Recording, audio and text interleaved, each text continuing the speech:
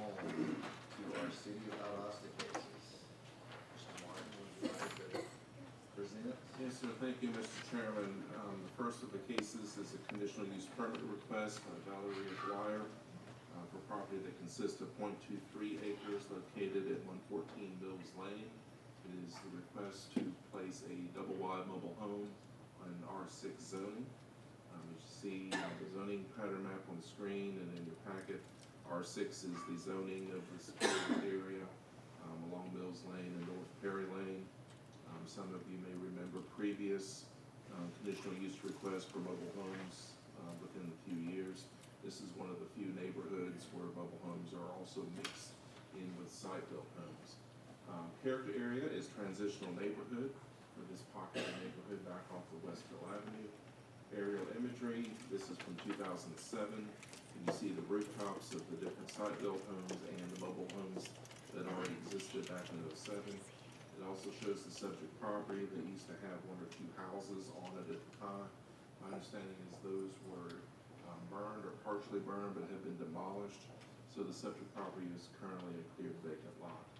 In your packet is a survey and site plan of both the subject property, which is in the bold line, and then the existing parcel to the north, which has an existing house on it, but we're only considering that southern property that you see on this drawing. It is a little bit different than the boundary shown on the tax map. The surveyor has done the due diligence with the deed record and has determined that this survey is correct, not the tax parcel lines on the tax map, based on a careful review of the deed history.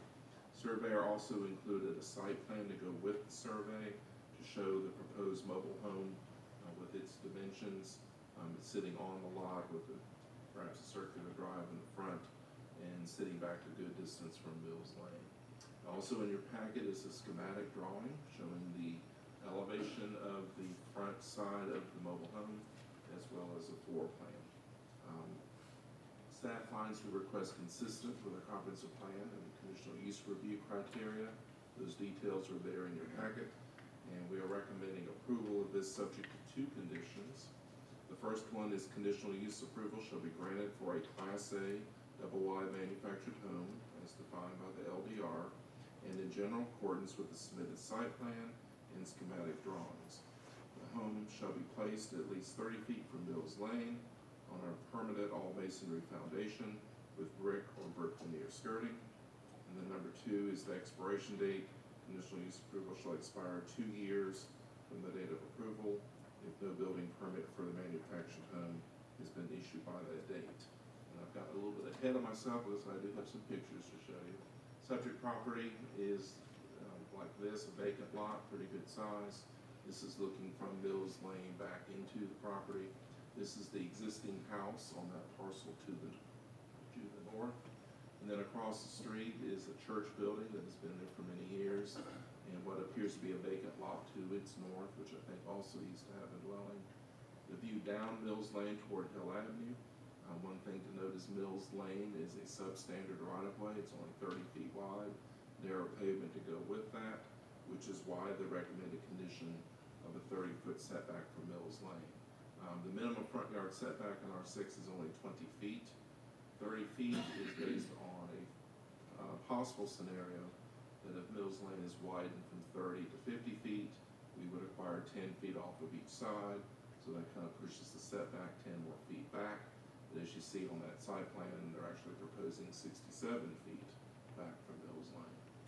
Other mobile homes in the area, this is up around the corner to the north, around Mills Lane. Some of these are recent photographs, but you see a mobile home there with some tree damage, and then another one that is next door.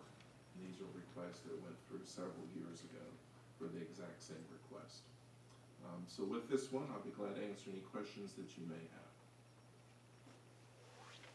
Thank you, Mr. Stair. I've got one more out of curiosity. On the mobile homes, do they have to be new mobile homes, or is there? They can propose new or used. In your packet is a listing of the mobile home standards for what we call a Class A mobile home. That's the only kind that we allow on an R6 lot. Has to be double wide, pitched roof, 6-inch minimum overhang, masonry skirting, and other pieces that are there. So they've demonstrated compliance with that in terms of size and the configuration design, so it meets those standards.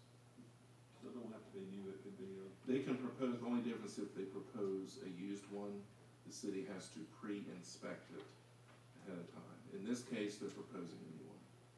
Okay, just curious, now for future reference. That's all.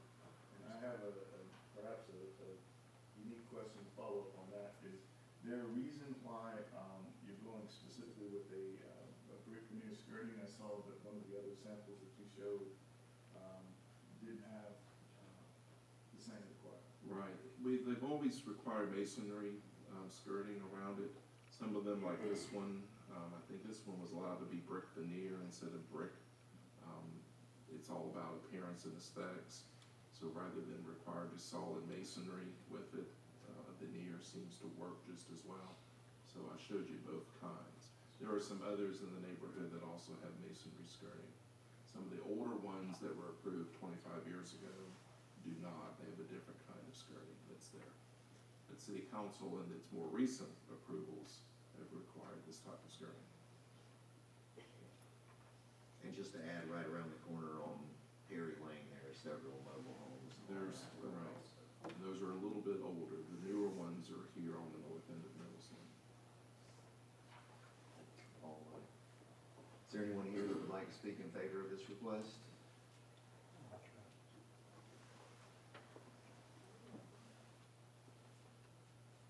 Hello. Valeria Dwyer, 116 West Main, Dallas, Georgia. I'm not sure what I just want to put my trailer there. I live in a smaller house and I just need room. That's understandable. Yeah. Any questions for the applicant? No? All right, thank you, Ms. Dwyer.